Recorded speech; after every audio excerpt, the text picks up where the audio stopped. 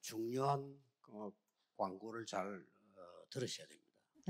Dapat kayo makinig sa mahalagang 예수님이 그 마지막 날 밤에 광고할 때 그 자리에 가룟 유다는 없었어요. ang huling gabi na nag-anunsyo ang Panginoong Jesucristo, wala na doon si 광고를 Judas 잘 안 듣는 Iscariote. 습관이 있습니다.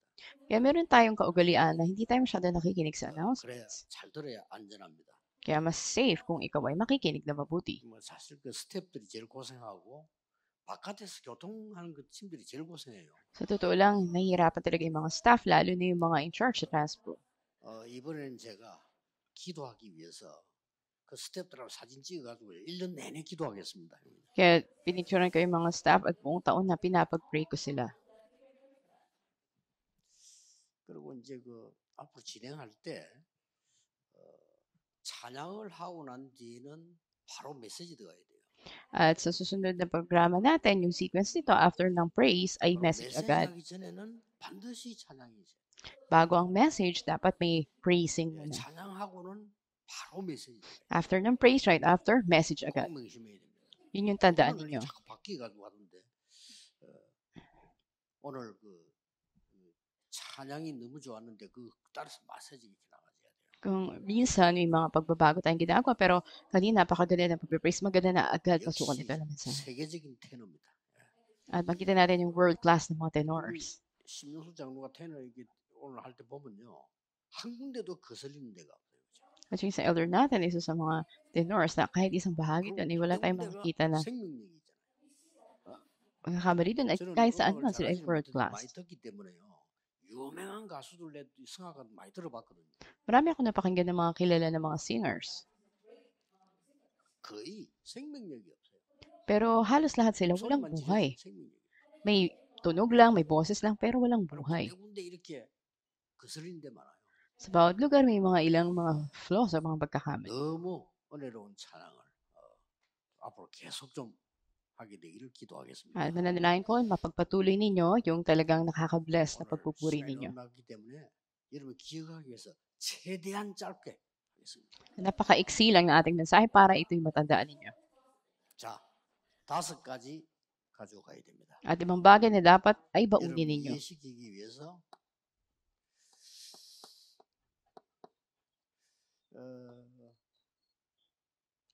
기도의 행복을 느껴야 돼요. Dapat na maranasan ninyo ang kagalakan ng pananalangin. 이거 24 돼야 돼요. 24 oras dapat ito. 행복해야 24라죠. Dapat na maging masaya ka para 24 oras 기도의 maranasan mo. 행복 24를 여러분이 누려야 그때부터 이 300%가 나옵니다. Dapat maranasan mo ito upang dumating yung 300%. 안 그러면 성공 못합니다. Kung hindi, hindi ka magtatagumpay. 막 겨우겨우 식상할 겁니다. At maaring ilang bahagi ay 이걸 magiging 보고 ayos. 제자라고 합니다. Anong tawag natin dito? Disipulo. 왜냐? 24 제자들은 예수님 같이 다녔으니까. 24 hours kasama sila ng Panginoon Jesus, yung mga alagad noon. 같이 다니면서 뭔가를 보여줬잖아요. At habang kasama sila, may mga pinakita sa kanila. 두 번째 그 가져가야 됩니다. Pangalawang, dapat yung 이건 taglayin. 늘 하면서 중요한 일과 사건과 현장에서는 Pag lagi nyo na itong ginagawa, sa mahalagang mga gawain ninyo, sa inyong field, at mga pangyayari, 반드시 기도 능력 25 찾아내야 됩니다. 25 oras dapat na mahanap ninyo ang kapangyarihan sa pananalangin. 하나님의 나라 임하는 거거든요. At dito yung matatawag natin na dumating ang kaharian ng Diyos o ang trono. 이게 돼져야 여러분은 전도자가 되는 겁니다. Dapat na maganap ito upang kayo ay maging mga 이건 못 evangelists. 누리면 전도자가 될 수가 없어요. Hindi kayo maging evangelist kung hindi ito nangyayari sa 학업 inyo. 자체가 전도자로 바뀌고 전도로 바뀌고 At kayo mismo sa sarili nyo ay mababago bilang ebanghelista ng Diyos. 목동 자체가 이거는 세계 복음화가 됩니다. Katulad ni David, dun mismo sa pagpapastol niya, yun ay naging pag-ebanghelyo ng mundo. 세 번째 거 꼭 가지고 와야 됩니다. At 늘 ikatlong 누려야 bagay 돼, 이거는요. na dapat lagi niyong maranasan at taglayin, 이제는 이 기도가 그냥 기도가 아니란 말이에요. ang panalangin na ito, hindi lang basta panalangin. 기도가 완성되는 영혼이에요. At ito ay magpawalang hanggan at ganap. 예. 여기에서 이제는 굉장히 중요한 이 세계화가 나오는 겁니다. At ito ang napakahalaga na pagiging 우리가 세계화되는 pandaigdigan 사람이 ay 돼요. magaganap. Ito yung mangyayari sa inyo.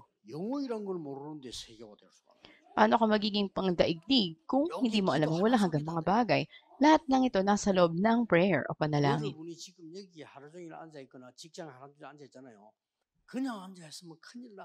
계속 호흡을 조절해요. Halimbawa dito, buong araw kayo na nakaupo, ganun din sa mga pinagtatrabaho niyo, opisina. Maging problema kung nakaupo lang kayo. 4시간 앉아있죠. 모든 데 다 망가져요. Sa eskwelahan, maghapon kayo nakaupo doon. Kung ganun lang, lahat masisira. 기도 속에서 계속. Dapat patuloy din yung paghinga nyo kasama ang panalangin. Sa gayon, mare-revive 사람도 kayo. 어석죠. 어디 하루 종일 몇 시간 앉아있을 때 뭐하고 앉아있습니까? Halimbawa, saan ka man pupunta, ilang oras ka nakaupo doon, 공상하거나 ano gagawin 잡생각하거나 mo? Anong iniisip 책 보거나 mo? Nagbabasa ka 신문 ba? 이런 거 있죠. 텔레비 보거나 Nagbabasa ka ng 그게 중요해요. dyaryo, nanonood ka ng TV. Napakahalaga kung paano mo 계속 ginugugol ang oras mo doon. 이런 얘기를 특히 내일 같은 예배할 때는 하루 종일 Lalo na bukas sa inyong pagsamba, sa loob ng panalangin, maghapon. 네 번째 것을 가지고 왔어요. Ikaapat na dapat yung taglayin, 이거는 그냥이 아닌 기도를 이제는 한 개씩 실행해야 돼요. at dapat na ang panalangin, ito ay i-apply ninyo, isagawa ninyo. 24, 25 at magpawalang hanggan. 이때에 뭐가 나옵니까? At pagkatapos nito, anong resulta? 완전히 시공간 초월한 일을 Mangyayari na malalagpasan nyo ang oras at espasyo. 이게 나와요. Ito yung 이때 darating. 나오는 것이 이터널 이게 나온단 말이에요. At darating dito, yung magpawalang hanggan na pamana. 이게 나오죠. At ang inyong obra maestra, 나온단 말이에요. ganun din ang iiwan ninyong mga bagay o legacy. 나와지게 되는 겁니다. 이걸 보고 이제는 여러분들은 그야말로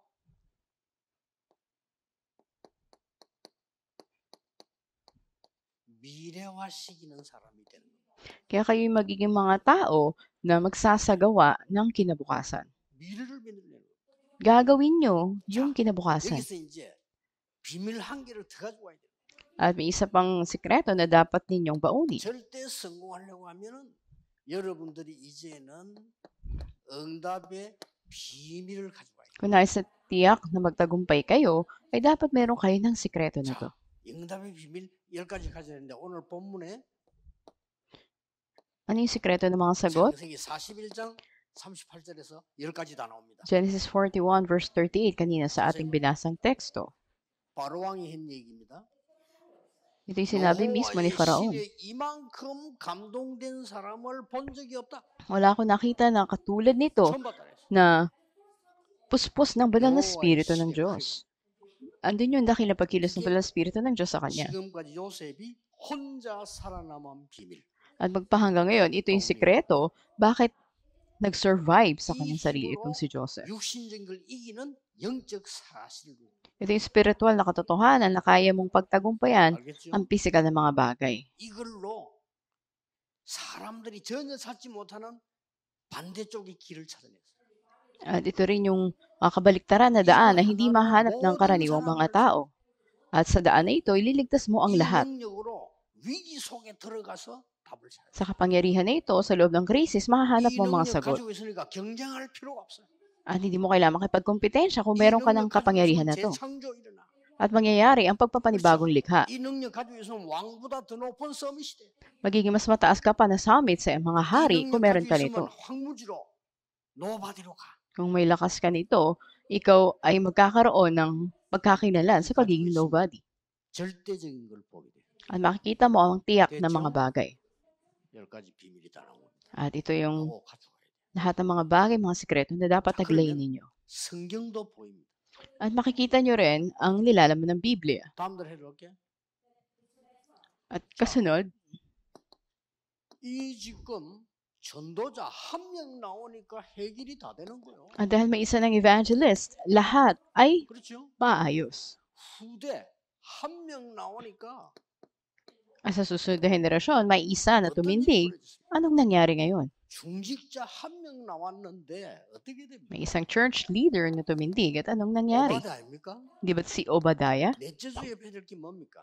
At ikaapat, 중요한 제자들 한 팀이 구성됐어요. mahalaga mga disipulo, isang team ang nabuo.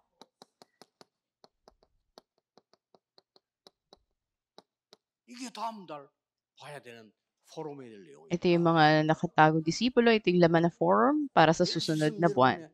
하루에 한 번 정도는 이게 주일 메시지 가서 연결 계속 본다면 진짜 역사나. At di lang isang beses, kundi patuloy na tignan ninyo ito at makita niyo mga 엘리야는 kaganapan. 뭐 했습니까? Ano bang ginawa ni Elias?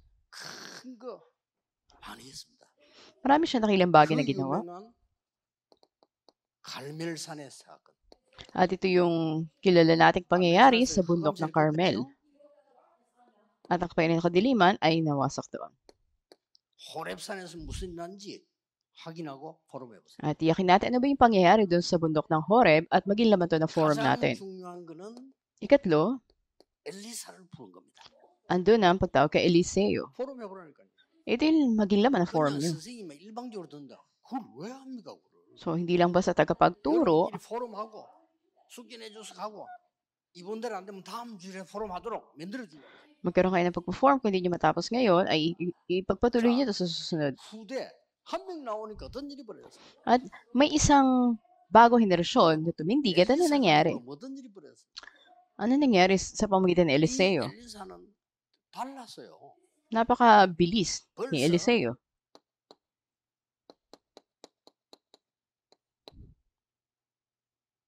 많은 사람이 가장 위험할 때 부름받았어요. At sa gitna na napakaraming mga tao nasa panganib, tinawag siya ng Diyos. 이것을 천명으로 받아들이고 사명으로 해요. Tinanggap niya to bilang makalangit na mandato at tumanggap siya ng 많은 mission 사람들이 mula sa Diyos. 불리해지면 교회 떠나고요. Maraming mga tao na umaalis 많은 sila sa 사람들이 simbahan, iiwan nila 불리해지면 ito, 교단 떠나고요. o umiiwan sila sa kanilang mga 엘리사는 denomination. 가장 불리할 때 들어왔어. Kung sa panahon na matindi ang kalalagayan na natili sa Eliseo. 더 중요한 건 열왕기 2장 9절 10절 11절에 Higit 영감 갑절을 내게 주어. mahalaga dito, ikalawang hari 2:9 hanggang 11, hiniling niya ang dobleng ibayo ng 사람이 도단성 운동. Espiritu ng Diyos. At sa pangunguna niya ay naisagawa rin ng Dothan movement.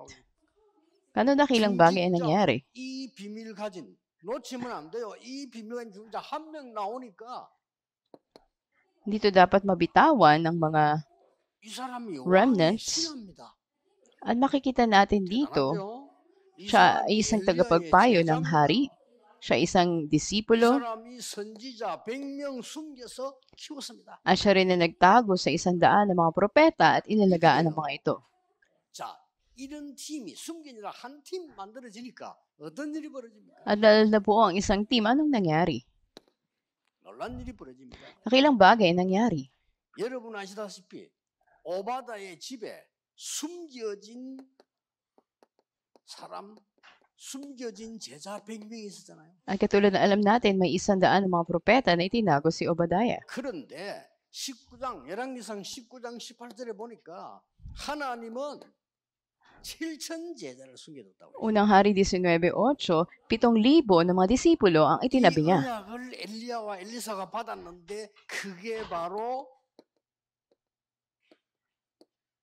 도단성 운동이었다. Ang tipan na ito itinanggap ni Elias at ni Eliseo at ito ang Dothan movement. 여러분, 이 축복을 누리고 보면요. 성경의 길이 쫙 보입니다. Pag tinignan niyo ang mga ito ayon sa Biblia, makikita ninyo ang tuwid na daan. 길이 쫙 보여. 그게 정상이에요. Makikita ninyo ang daan at ito yung normal. 예배 드릴 때 길이 안 보인다? 아주 신앙생활 잘못하고 있는 거예요. Pag andun yung pagsamba pero hindi nyo nakikita ang malinaw na daan, 아이고 뭐 예배 한 번쯤 안 드려도 된다? 필요 없는 ang 사람. problema nakikita nyo, ibig sabihin hindi kayo kinakailangang tao. 세상에서 필요 없는 사람이라. 여러분이 간절한 마음으로 예배 드릴 거예요. Hindi kayo kinakailangan sa mundo pero dapat andun yung matinding pagkauho nyo sa pagsamba at sa mensahe pamagitan ng pastor. Dapat na itayaan niya yung buhay niya sa mensahe na to. 그래야 성취가 돼요. Sa gayon, magkakaroon ng katuparan. 이렇게 바보들처럼 단어책 찾아내야 돼요. Maraming mga mangmangneta, pero dapat hanapin nyo to. 그러면 미리 보입니다. Makikita nyo ngayon ang kinabukasan.